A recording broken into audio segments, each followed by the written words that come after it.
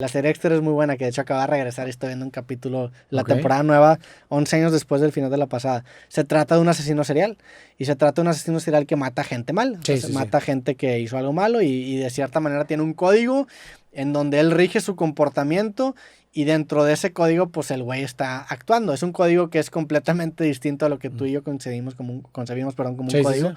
pero pues es su código. Tú no crees que haya, o sea, tú crees que hay personas que realmente no tienen un código, Sí. que actúan Sí, que... 100% sin un framework Sí, güey. interno. ¿Tú Claro, crees? sí. Yo creo que es un framework bastante retorcido. O sea, yo creo que sí Claro. existirán límites.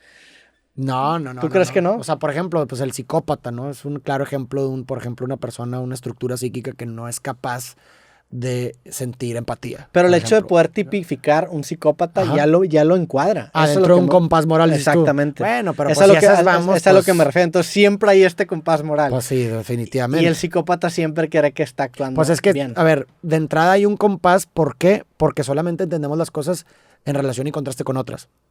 Sí. Incluso en un mundo de pura maldad, podrías identificar actos menos malos que otros, güey. ¿Sabes Claro. cómo? Entonces, pero solamente con el contraste. Entonces, en este, pues sí, si a esas vamos, entonces sí tendría un compás moral, pero pues de puro acto bien culero, güey. O sea... Pero lo que me sí. refiero es que es un compás moral. Y por ende eso te da la Justificación, dices no, tú. no lo quiero justificar. No social, No, sino en no. interna. Al revés, la esperanza de poder hacerlo entrar en razón. No, Porque no, existe güey. un compás moral. No, porque también hay un límite en ese Yeah. sentido para la razón. No es capaz de razonar lo que tú quieres que él razone. Y Sí no, hay un y no crees espectro que ahí. gradualmente no se podría llegar a un punto No, en donde porque se vaya diluyendo a lo mejor un poquito esa maldad. es que o sea, ese es el dilema de la tabla rasa, ¿no? O sea, de que, o sea, el dilema de la tabla rasa es que, de hecho, desde Si Aristóteles lo quieres otra plantea. cerveza ya, güey. Sí. Aristóteles fue el primero en plantearlo, me parece, de la idea de la tabla rasa, que es que vienes al mundo con una hoja en blanco y todas las experiencias te inscriben, ¿no? O sea, tú eres tus experiencias, ¿no? Entonces te digo que esa es la idea de la tabla rasa, ¿no? De que ¿Qué es la tabla rasa? la tabla rasa es esta concepción que niega, pero en lo absoluto, la naturaleza humana. Es decir, dice, no existe tal cosa como una naturaleza humana, o sea, pero no hablando como si de bueno o malo, sino más bien de ninguna característica innata, sino que más bien vienes al mundo como una tabla rasa, una hoja en blanco, Un clean sheet. y de hecho hay una famosa frase de un conductista muy famoso, Que es un conductista. una corriente de psicología cuando fue Skinner, Pavlov y el famoso perro de Pavlov, básicamente que creían los conductistas que tú podías condicionar, pues el perro de Pavlov, el famoso experimento, ¿no? Estímulo, respuesta, repeticiones, y entonces vas a sellar con suficientes estímulos podías condicionar. Eso se da cuenta, es el fundamento del conductismo, ¿no? Obviamente fue evolucionando con el conductismo operante, por ejemplo, de Skinner, que ya agregaba refuerzos, que de hecho muchas teorías del conductismo siguen vigentes, pero otras no. O sea, por ejemplo, en la escuela se utilizan muchos, seguramente recordarás cuando te premiaban por hacer algo bueno. Claro. Todo eso son fundamentos conductistas. Pero bueno, el punto es que la tabla rasa creía que, haz de cuenta que no existe, o sea, básicamente eso, ¿no? Y la famosa frase del psicólogo era, tú dame a cualquier niño sano y yo te puedo hacer de él un criminal, un presidente, un general, como que diciendo, Sí. es un hoja en blanco y yo lo voy a moldear con experiencias para que prácticamente condicionarlo a hacer una cosa u otra, ¿no? Y pues básicamente, o sea, como te digo, niega todo esto. Entonces, el gran problema de la tabla rasa, o muchas de las críticas a la tabla rasa es que, a ver, güey. Esto de la tabla rasa en tema psicológico, ¿cuándo estaba de moda? ¿En qué época? En el conductismo fue en 1900, o sea, previo o sea, ahorita la terapia más, o sea, que se dice que más tiene resultados estadísticos positivos es la cognitivo-conductual, que evolucionó del conductismo, por eso cognitivo-conductual. ¿Sí me explico? O sea, evoluciona del conductismo. Estamos hablando que serían 1900, sí, ya siglo XX. Y ya. la diferencia de la después de Freud, fue post de Freud. Fue precisamente por crear estos, pues, que son como, Freud armó lo de su aparato psíquico, que son como justificaciones cognitivas para convencer a la persona de creerse una historia. O sea, esa es la diferencia de lo cognitivo-conductual a lo conductual, que es nada más, haz esto, o cuál es la diferencia. Ya involucra los procesos psicológicos y todo, o sea, ¿diferencia de cuál? ¿El psicoanálisis y cognitivo-conductual o cuál? La cognitivo-conductual de la conductual, o sea, ¿qué fue esa del diferencia? conductismo. El conductismo, perdón. Sí, o sea, básicamente la cuestión de, o sea, la conductual se basaba solamente conductismo se basaba solamente en el condicionamiento, básicamente, ¿no? Y lo que te digo de esta, dame a cualquier persona y la vamos a conductuar.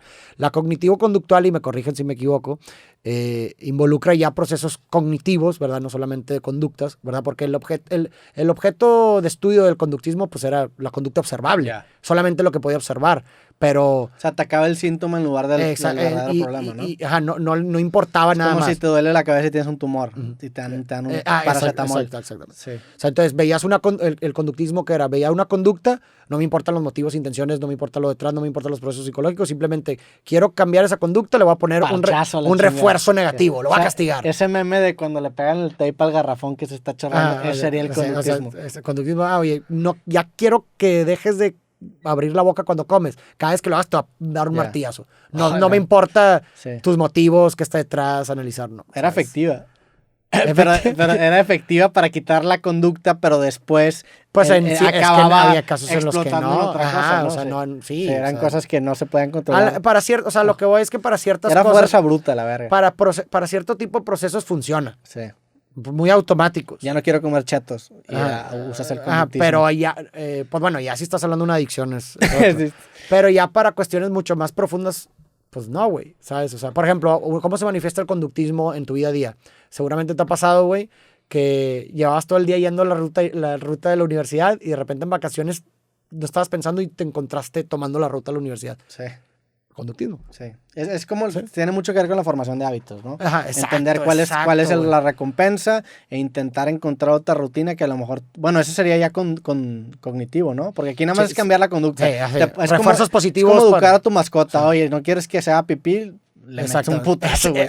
De hecho, las mascotas se educan conductualmente. 100%. El famoso perro de Pavlov. Pero así surge. Sí. Pero ni siquiera, explica un poquito lo del perro. Así surge lo del condicionamiento, que obviamente hay muchas épocas del conductismo. Hay mucha gente que no sabe qué te refieres con el perro. Sí, ok, lo voy a explicar. Pero para que también se entren en contexto, hay mucho tiempo el conductismo. O sea, inicia con el conductismo, con el perro de Pavlov, pero va evolucionando, ¿verdad? Después de Pavlov, luego, por ejemplo, el conductismo operante fue una evolución del conductismo, que el operante ya fue por B.F. Skinner, que él agregó la cuestión de los refuerzos positivos y negativos. Pero lo inicial que inició con el perro de Pavlov, que obviamente pues trató de replicarlo, hecho con un perro, con los seres humanos, y pues te digo, en ciertas cosas funciona, pero... ¿Pero qué es el perro de Pavlov? Es un experimento que hizo Pavlov, vaya el nombre, en donde condicionó a un perro, güey, a que le diera hambre o que sacara la lengua cada vez que sonara la campana. Entonces se dio cuenta que, al principio se dio cuenta que asoció, ¿verdad? Estoy resumiendo mucho y bla, bla. Pero se dio cuenta que, si bien recuerdo, lo que hizo era, primero tocaba la campana y le daba una comida o le daba agua al perro.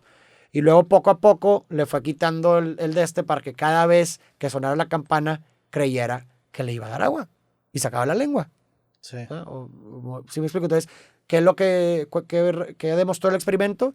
Que podía, repitiendo muchas veces un cierto estímulo y asociándolo con cierta respuesta, pues iba a obtener cada vez que hiciera ese estímulo la misma respuesta, claro, conforme pasa el tiempo. Eso es básicamente como inició. Luego ya, te digo, fue evolucionando Skinner con el conductismo operante, donde había refuerzos positivos y negativos, que son refuerzos positivos y negativos, que cada vez que hicieras o sea, no importa la repetición, sino, no, más bien, sí importa, pero no es, o sea, también existen otros refuerzos como un premio o un castigo. O sea, es decir, si quiero promover una conducta tuya, te voy a premiar cada vez que la hagas. Entonces, en lugar de solamente ponerte el estímulo, ¿verdad? O producir te hago el estímulo, y una vez que produzcas la actividad, entonces te dejo salir al recreo antes. Yeah. Por ejemplo, es un ejemplo de cómo se manifiesta el conductismo en las escuelas. 10 minutos antes de recreo para la persona que termine más rápido, ¿no? Entonces ya sabes, o para la persona que haga esto, pues ya tienes un incentivo, ¿verdad? Sí. Y produce la conducta. Y lo contrario, pues es el castigo. Oye, si hablas con alguien, te dejo sin descanso. Entonces no querías hablar con él, me van a apuntar en el pizarrón y me van a denunciar, lo que sea. Y ya. Y mucho de eso lo vemos en la sociedad. Sí, pero tú crees por ejemplo, las leyes. Sí. 100%. Las leyes tratan de funcionar como refuerzos negativos y luego te explicas, ¿pero por qué no funcionó el conductismo? Pues bueno, pues vemos que no son suficientes las leyes para que la gente no haga cierto tipo de cosas, güey. Pero también hay gente que no puede reaccionar a otra cosa que no sea el conductismo, que es esta gente que tú dices que existe. Ahí va lo de el problema de la tabla rasa. El problema de la tabla rasa es precisamente que, pues tienes este tipo de casos, también tienes el típico caso de, oye, del papá alcohólico y el hijo que sí es y que no. Si nos vamos a un contexto de la tabla rasa en donde lo único que influye en la constitución de la personalidad de una persona y en sus conductas es la experiencia, si nada más fuera eso, o sea, en sí la educación, pues entonces no tendría que haber un hijo alcohólico y un hijo no alcohólico de una misma educación, un mismo padre alcohólico, sino hubo algo distinto, algo que hizo que, ¿sí me explico? Que uno fuera y el otro no, y viceversa.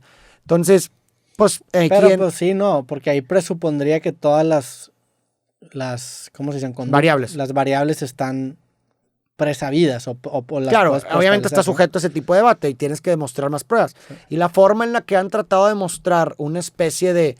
No, es que cuando hablamos de naturaleza humana no es que algo sea por definición, porque mucha gente confunde cuando hablas de naturaleza humana que algo tenga que ser así tal cual. No estamos refiriendo a eso.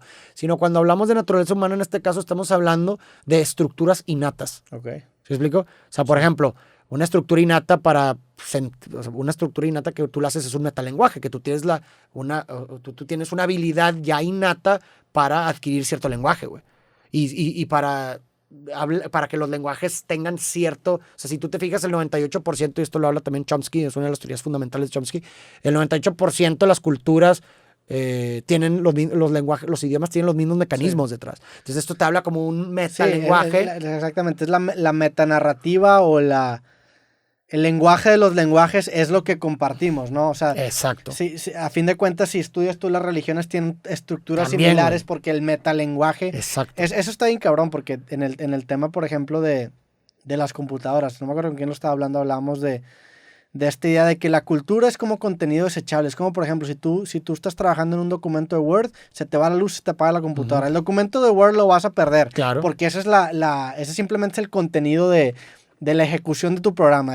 Y eso tiene mucho que ver con circunstancias aleatorias. Correcto. Pero si la vuelves a reiniciar, vas a volver a tener la capacidad de volver a aprender Word y el contenido va a ser distinto. Exacto. Entonces, lo que realmente es humano es esta metanarrativa, que en ese caso sería... pues el sistema operativo de la computadora, aquí sería el sistema operativo humano, ¿no? ¿A eso te refieres? Exacto, exactamente. O sea, y el punto es que a lo que voy es que hay ciertas personas que nacen con cierto tipo de pues, sistemas, ¿verdad? Sí. Si así le quieres llamar, y otra gente con otro tipo de sistemas, güey. Pero ojo, ahí va, esto no significa que sean buenos o malos. Pero todos tienen un sistema. Todos tienen un sistema. Sí. Entonces, claro, por ende, todos los sistemas pueden ser programables. Es que esa sería la tabla rasa. A lo mejor, por ejemplo... ¿Sabes cómo? Ya, pero por ejemplo, un psicópata podría programar un sistema para los demás psicópatas, ¿o no? Un psicópata podría programar un sistema... Un sistema para poder... tú lo encuentras. Para poder... O sea, un psicópata... Para identificar. Le podría dar terapia psicológica a otro psicópata. Pues, porque okay. Se alinearían sus metanarrativas. Pues digo, a lo que sea que le quieras llamar... Yeah.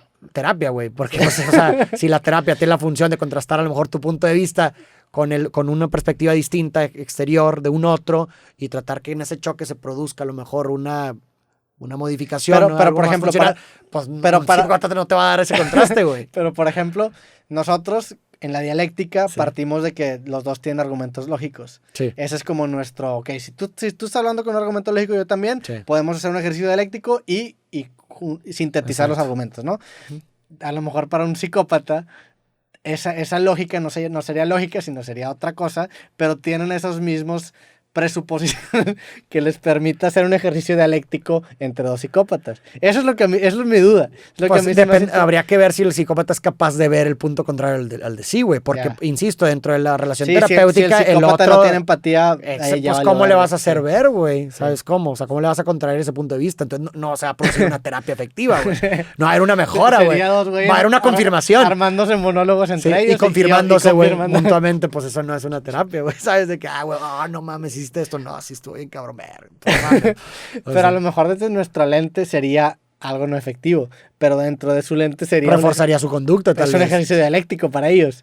O sea, no es dialéctico porque no entra un punto de vista antagónico. No es dialéctico para nuestra definición semántica de dialéctico. Para su definición semántica A lo mejor dentro de su espectro hay algo de que, oye, no, debiste haber hecho esto mejor así. Y el otro, a la madre, no mames. Y nosotros, al no entenderlo, vemos como confirmación. Puede ser. Sí, pero, o sea, sí. Pero bueno, lo que iba con esto era lo de la tabla rasa. O sea, el punto es que si partimos de un punto de vista en el que todo se puede aprender, que es lo de la tabla rasa, entonces todo se tendría que desaprender, güey. Porque hay cosas que sí son fácilmente desaprender. Por ejemplo, la religión. La religión... Pero bueno, entonces, en eso que tú estás diciendo, el desaprender no implica ninguna modificación hormonal, genética, no implica eso. O sea, es 100% con el tema de haz esto o te castigo. Perdón, ¿en qué? En lo que tú hablas de desaprender. Ah, sí, o sea, en lo que yo hablo de desaprender es que pareciera que hay ciertas cosas, ¿verdad? En nuestra vida que siempre creímos y que se nos fue muy fácil desaprender. No sé, Santa, güey. Creíste en Santa fervientemente y de pronto te dijeron que no existía y te fue muy fácil desaprenderlo, ¿no? O, oye, muchas cosas, de que muchas fantasías, muchas, incluso, oye, la religión.